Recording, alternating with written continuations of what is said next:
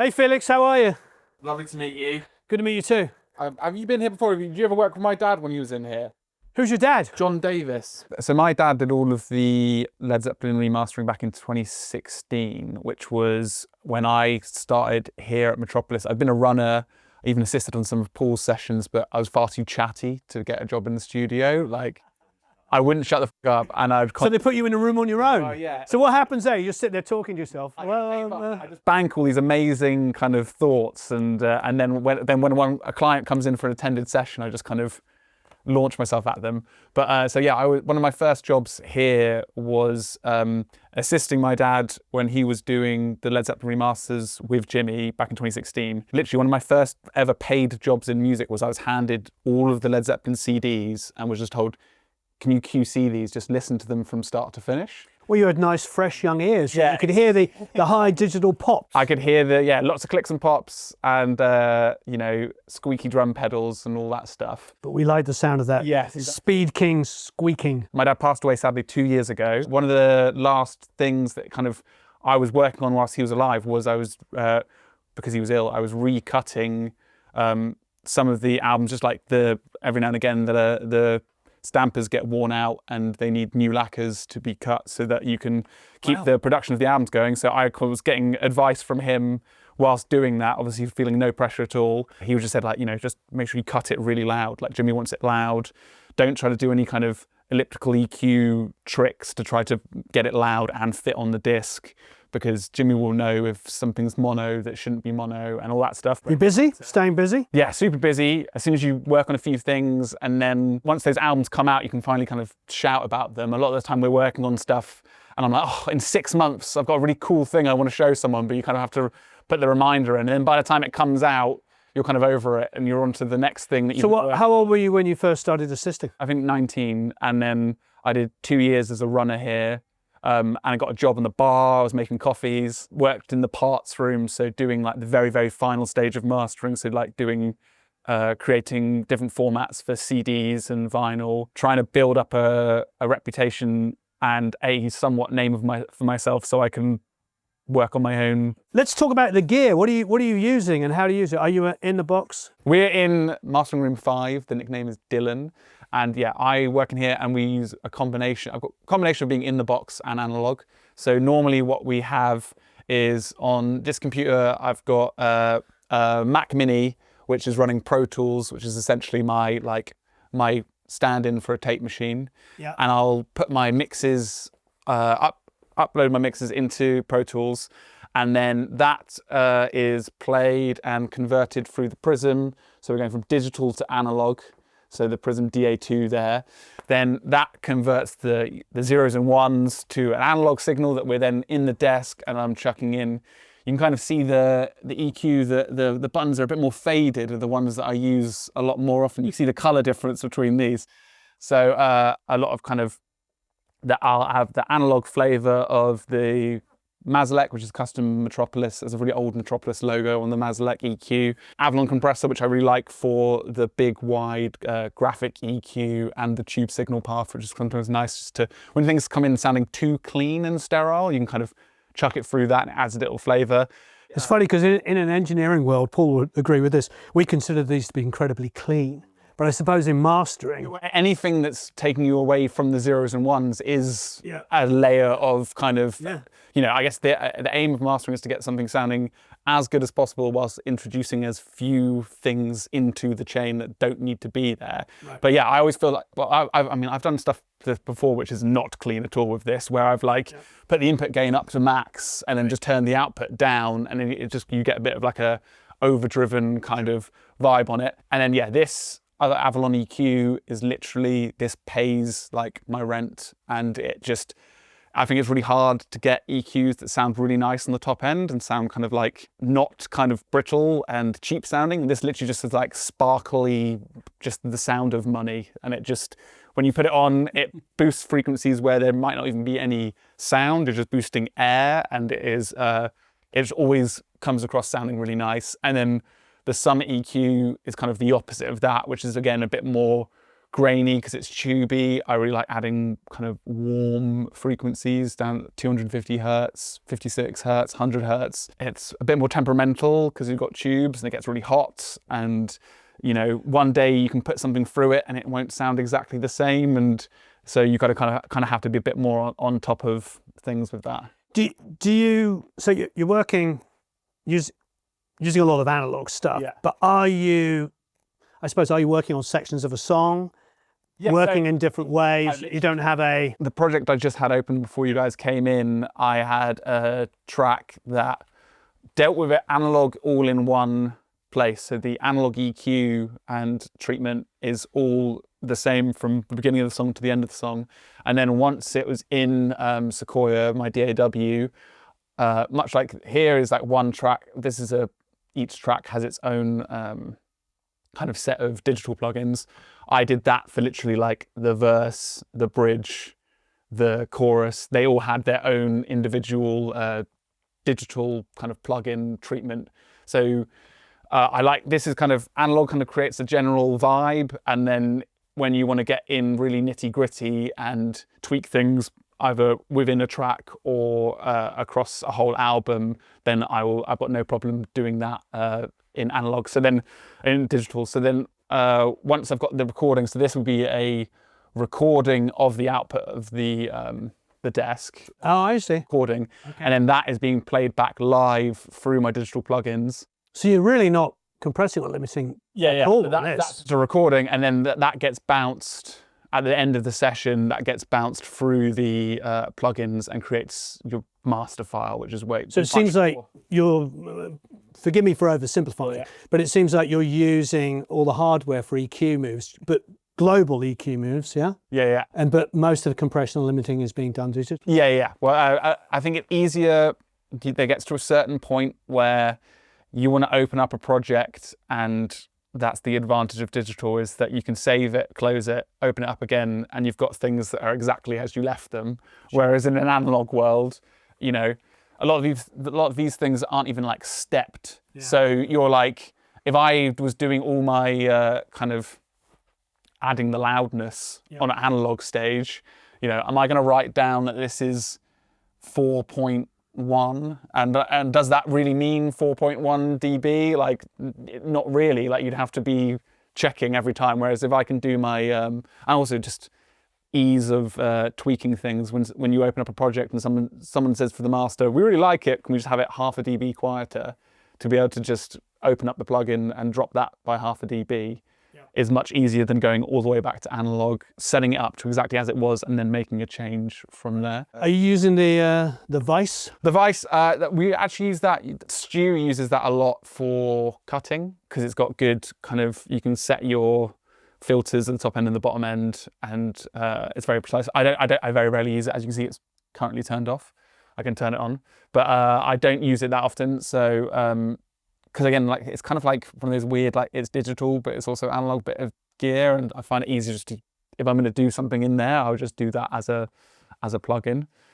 Totally. When it first came out, it was probably pretty revolutionary. Yeah. Oh well, maybe I need to. No, but you know, maybe it's slept on. I need to. Yeah. But also, mastering engineers are very, very kind of superstitious, and I feel like sometimes I get into a groove and I'm doing things, I'm feeling very confident myself, and then a bit of gear goes down and it has to go to tech or something, and then so you're trying to work not using things that you're used to using, and then if you get any kind of feedback where someone says, oh, that was, can you try something else? I'm like, oh, it was because of that one thing. So I know if you introduce a new plugin or introduce a new bit of gear and then get feedback that wasn't exactly positive, I might be like, right, well, I'm never using that again. That was clearly I'm not the problem. Clearly that big piece of gear was the problem. Whereas really the only constant is us. And we do love the Summit stuff a lot.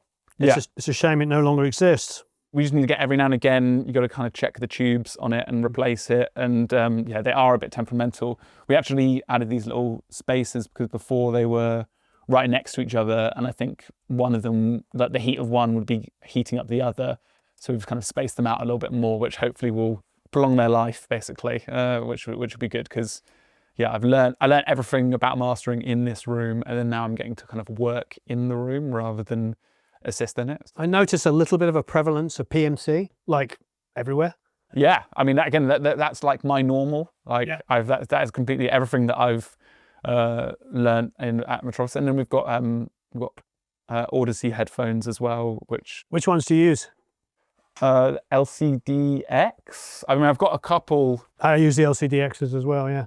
Very friendly. They gave some to my dad, so I've got my dad's pair and my pair, and wonderful. And yeah, really nice to have a pair at home as well. Sometimes mix engineers or recording engineers or artists will message you when you're out of the studio and say, oh, I've got this mix, I want to submit it to mastering, but can you quickly let me know if I need to make any changes?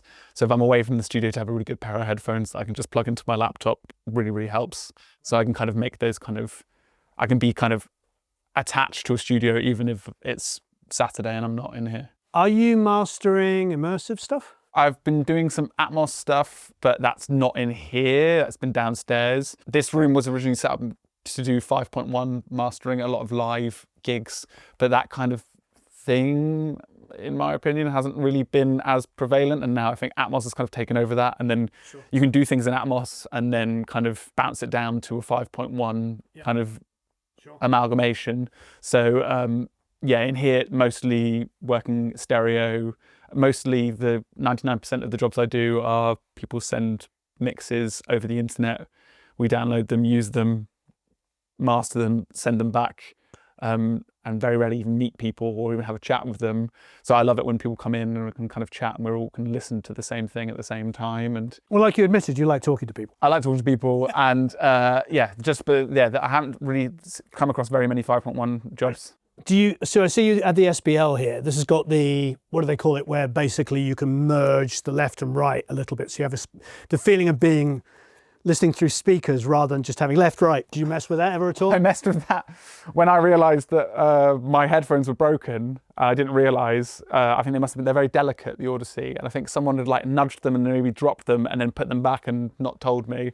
And then when I was listening, everything was a little bit like to one side. So I was compensating that until I got them repaired. I was compensating by like shifting literally it to make it sound right. I was like, okay, this sounds right, which then therefore means that I think the left side was broken, was damaged, and sent it off to get repaired. But yeah, I mean, normally when I listen to headphones, I've kind of made all my mastering decisions, and then as I'm kind of recording the track in live, I will just chuck on the cans. I'm kind of listening to see if there's anything that I've not missed. Again, like lots of pops and clicks, sometimes they're much easier to spot when they're right in your ear rather than you've got 3 meters gap between you. And so so I'm very rarely making EQ decisions based on what I hear on the headphones, unless something sounds terribly farty at that point, and I'm like, oh, maybe I shouldn't. Maybe I've been boosting the sub too much, or I should have rolled off something that I didn't. So other than that, it's kind of like I kind of want that to be as kind of constant and transparent as possible. So like, don't f with it and kind of just have it where it works. Any favorite plugins? Ozone and FabFilter Pro L2. I have like a template that when I start a project, they will already be in there and they're active and ready to go. And then I will kind of disable or tweak from there rather than create a completely empty template and go which limiter or which maximizer or what shall I use. But again, that's a really good thing to kind of mess with yourself, like using a new bit of gear. Like, don't lean too hard on one thing, and it's always a good way to challenge whether you're just doing something because you've always done it and it's always worked, or whether it's actually the right thing for the source material. So a lot of the time in Pro L2, I'll make sure I mess around with the kind of the profiles, whether it's transparent, all round, modern, dynamic, and make sure that I'm actually forcing myself to change it, choose what I think sounds better rather than just use the one that's open on as like my part of my template. Do you use like de-essers, or you letting Ozone take care of some? Yeah, so we've got a Maselec de-esser here, analog version. So I've got FabFilter Pro DS that I kind of have part of my chain, not as it is kind of not active all the time. I'll have to actively turn it on and off. Notice a lot of mastering engineers like to brighten and then use DS, brighten, use DS, just to kind of like get the overall kind of halo around it, but also control harsh frequencies. Yeah, I always feel like basically we're like turning things up, and then the process of turning things up, some frequencies will be a bit spiky and won't handle being turned up well. And that's when you have to kind of jump in and deal with them. And yeah, a lot of the time it's that kind of 9K to 12K where you kind of get cymbals and sibilance all at the same time. Yeah, I think the more digital mixes you do, the more digital kind of stuff you need to do to try to save it. Whereas when you do jobs that come in completely tape, like recorded and mixed to tape, very rarely do I need to de-ess them as much and treat them as harshly digitally. Those transients have been nicely rounded off by transformers and tape. Yeah, exactly. So all that kind of stuff has been smoothed off, and I guess that's what the sound of tape people would describe it as. Or probably because they've done 20,000 overdubs and the high end's been erased as well. I mean, there's a lot of that as well. Yeah. I mean, I try to make sure that I'm not, if I'm feeling like, oh, I need to reduce sibilance. Sometimes you just want to tell the band, like, can you just change the lyrics and stop using as many S's? Like maybe use like L's, like nice L's and M's rather than S's and P's. Did an album with Christian Castro. He's a Mexican crooner. And I de-essed it quite aggressively, as you would. And the first comment was, don't de-ess it as aggressively. Because of Spanish, those S's have to be loud. I've had the same thing. First time I really sent me into a bit of a spiral was I was doing Turkish music. Yeah. And I was like, okay, I need to de-ess this. And then I'm like, I don't know if I'm even like changing the meanings of the words. That's what they were telling me I was doing. Like, you could be, I've also had people tell me that you've given me a lisp. Like you've taken the S's away so much that okay, you don't want to be giving people lisps. So I was like, I'll take that note back and soften it. But yeah, definitely when you're doing stuff, we do a lot of Chinese stuff. Me and Paul have collaborated on a lot of Chinese records, and yeah, you don't want to mess with the meaning. Destroying the language. Yeah, destroying the language, or like committing some kind of like hate crime by changing the meaning of one word to another just by. Yeah, you don't really think about that normally with English language stuff. We're so used to knowing when an S is too aggressive, yeah. So I see you've got the Lavry Gold and you've got the Prism. Is there a preference, or do you use both? Or I think the Lavry was a late addition to this room because a Prism died, and I think some of the Prisms, they've just been around for a very long time, and they're kind of part of the natural life cycle. It's like we can either repair that Prism and it can kind of go down at any point, or move on to something new that's going to be a bit more. What do you use to repair? So yeah, so it's the use the Lavry Gold. As everything for A to D in here, yeah. But yeah, it used to be it was Prism DA and a Prism A to D. It's good to have, again, very superstitious, and mastering engineers don't really want to change things unless they absolutely have to. So like I will use the same converters until a converter dies, then I'm forced to use a different converter, and then I'll find something that I'm happy with and like the sound of, and then that will be my converter for a long period of time, because we don't want to be making any decisions based on what we think something sounds like, and it's something that we're introducing. We want to hear something and know that that's in the mix and part of the song, and then therefore we can react to that.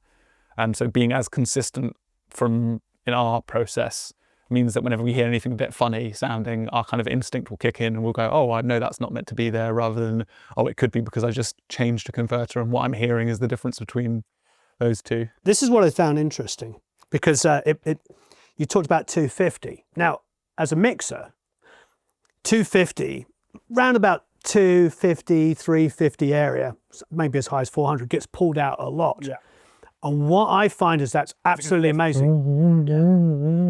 What I notice in a lot of people's mixes is they tug out so much of it. When the chorus comes in with the big guitars, it suddenly doesn't feel like it's pushing forward, it doesn't have that girth. 250, I constantly either removing it or adding it. Yeah. Removing out verses and adding it to choruses. Because they start stacking up all these guitars and everything that's got all the 250 pulled out of it, and now it suddenly just feels like it's all like blah and and there's not of that thickness there. I've heard so many mixes like that, and when I do mix critiques, I often say you don't pull so much out in the chorus. No, that's interesting. I never thought about it as being a part of the song structure itself. It's just normally... Just when you layer so many instruments. That's the build-up that normally happens, and then the first thing I hear is, if someone's not done it, or if someone's done it too much. And so, there's always a bit of a push and pull with that frequency. Right. I mean, it's a similar thing to, like we were saying, with the brightness and where the sibilance is. Either there's a massive build-up of loads of bright frequencies, and that's why you want to de-ess something hard, or someone's done that already and taken a little bit of the life out of a track, and you want to add you know, a bit of sparkle and a bit of magic back into it. And then sometimes we take away at some bits and then add it later on in the chain. But I've found mixing for TV as well, they have different criteria. I did a couple of years on X Factor, and they kept telling me pull out more low mids, and it just sounded like I was already done a lot. But for television and stuff like it does not like a lot of build up on low mids. Is it really just like the whole TV starts vibrating? Probably. Or yeah, I mean obviously these days it's more normal now for people to have full range systems. But yeah, you know, or I wouldn't say normal, but it's more prevalent than it was when, you know, years ago. Well, yeah, that's things I try not to worry about too much, because otherwise I'd just go crazy about like how one master can be played on so many different things. Well, I think this is a question I get asked all the time. Yeah, well, I've had things before where I've heard things that sound absolutely awful, and then I've gone home and wanted to like show someone, oh my God, I heard the craziest thing, it sounds terrible.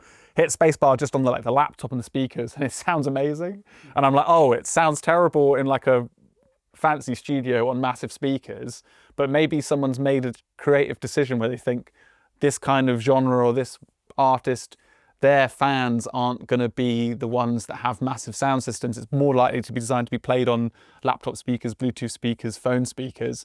And so people have made creative decisions that make it sound better in one realm than the other. I always have a laugh on Spotify when you listen to Steely Dan or something, and how like the volume of Steely Dan on Spotify is about the same level you'd imagine it would be on vinyl.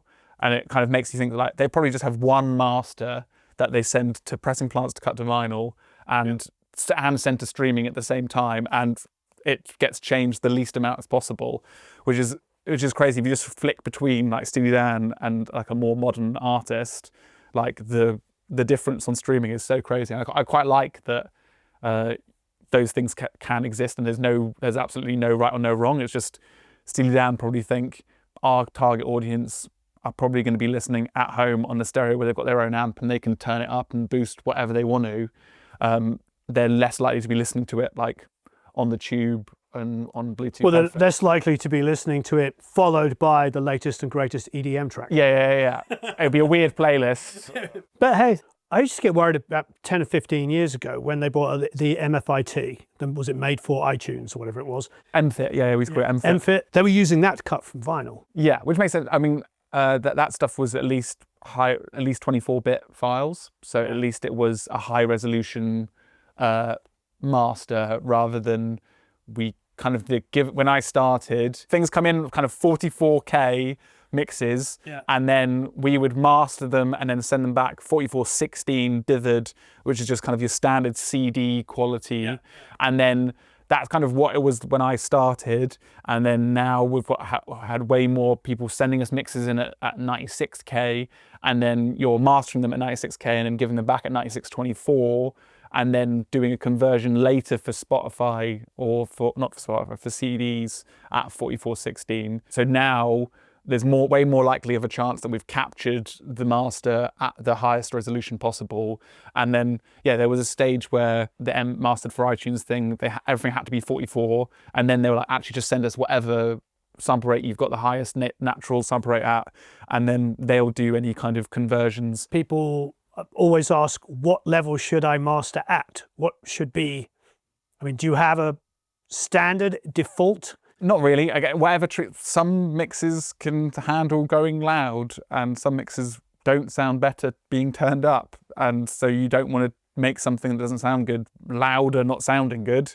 Like that is very rudimental, but that's kind of it. When you get down to Atmos, they've got really strict levels that you have to hit as maximums. Unless someone specifically says that, I'll just do what I think treats what the music can handle and what I think suits it, and then, if they say that's too loud or too quiet, I can tweak it from there. But at least I've kind of gone with my gut as the first kind of initial mastering. I don't think it makes sense to try to aim for a target.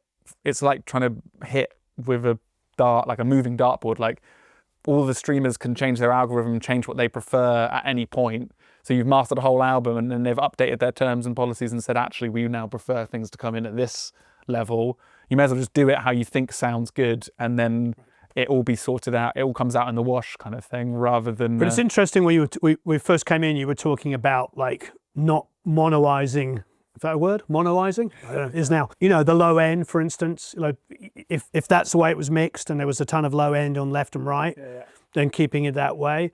But obviously there was a lot of guys that made careers off of, you know, being the big low end guy. And when you go back and listen to the masters, that's because they've basically taken everything, you know, above 200 and left and right and just removed it and made sure it only came out the middle. So there wasn't any alternate left and right low end going on. I use elliptical EQ a lot. So sometimes I need to do that. Sometimes people just, the fundamentals that bass sounds good when it's in the middle.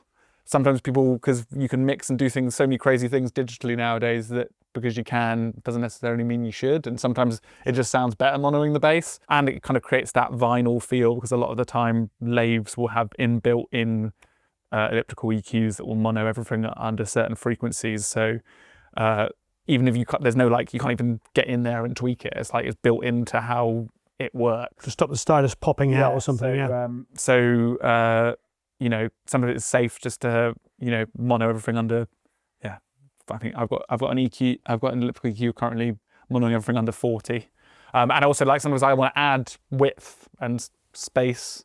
So the more you add width and space, the stretching out bass, and then it's sounding less impactful. So if you can add width and also mono the bass, it makes the width sound more wide, but it also the arse doesn't fall out of the middle of the track. So arse doesn't fall out the middle of the track.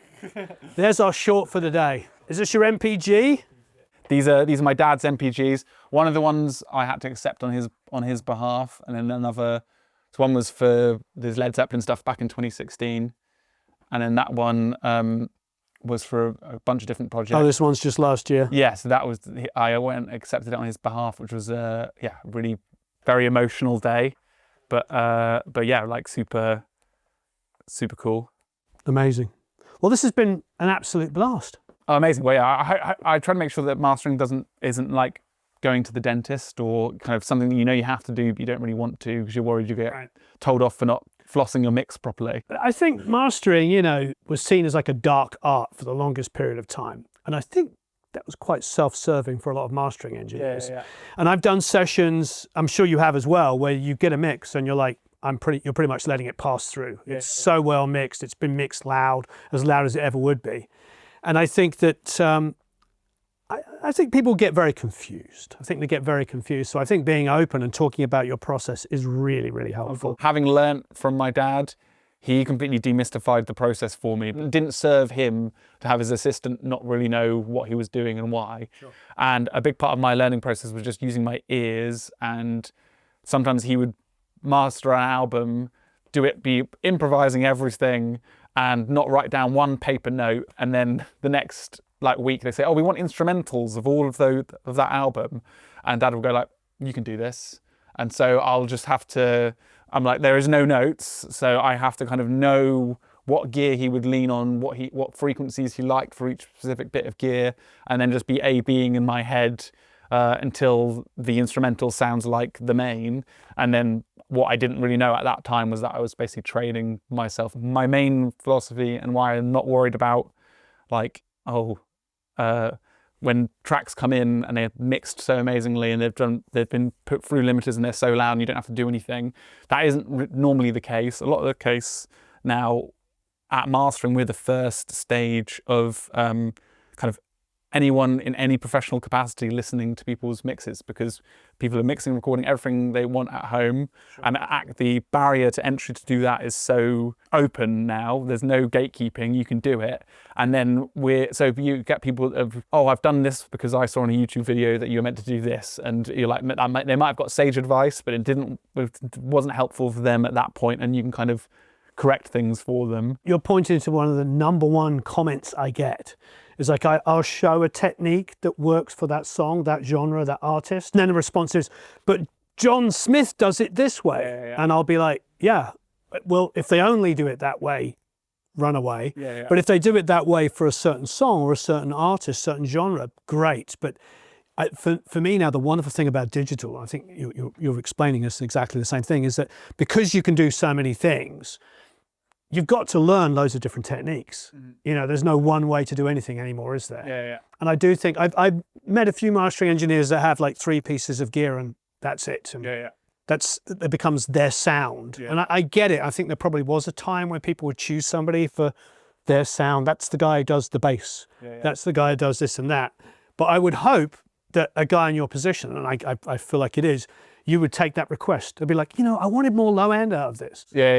Well, I think the sound thing is very interesting. I think a lot of people made their careers way more back in the day. Stuart Hawkes probably wouldn't argue with it. Like, I think he did some really like seminal drum and bass records, and then drum and bass gets really, really popular. And then you go, okay, I've got all these records in my collection. Oh, they're all mastered by the same person. Sure. I'll go to them because that's my genre and I like it. And so it's really you can have very specific mastering styles to suit a very specific genre. But also, as you're pointing out, that you could also get on the phone and say, hey, Stuart, what do you think of my mix? Because you've mastered everything that's worth listening to. It's a weekend, please don't. How did you get my number? You become part of the process. You become part of the process, and there are specific things that help, and you can kind of subliminally know that these things work on these kind of genres, and you want guitars to sound good, you know what kind of things to avoid, or even the decision to go analog or not. So I think what you're pointing to is you need to be a sponge. You need to learn multiple different things, different techniques, different ways of working. The one question I get asked all the time is, when sending to a mastering engineer, I think I know the answer for you, but what level do you like it to be printed at? Don't clip it, but unless you like the clipped sound. Again, like even any rule you can have, there can be where like that there is an exception to that rule. Ideally I want the freedom to be able to go analog without everything being in the red immediately. So to not have to drop the level to go analog is like the main thing. So as long as there is some headroom there, I will work with it. I think we at one point, Metropolis put out a thing, kind of general guideline of how to prepare your mixes for mastering, and that document exists, and I think is super useful if you're just kind of getting started and it's the first time you're working with an engineer. We will work with you as much as we can with what you have got and what you're used to listening to. If something is unworkable, we will let you know. Well, thanks ever so much, Felix. It's been amazing. Yeah, lovely to meet you. Good to meet you too. Yeah. Now get out of here. I've been chatting for far too long.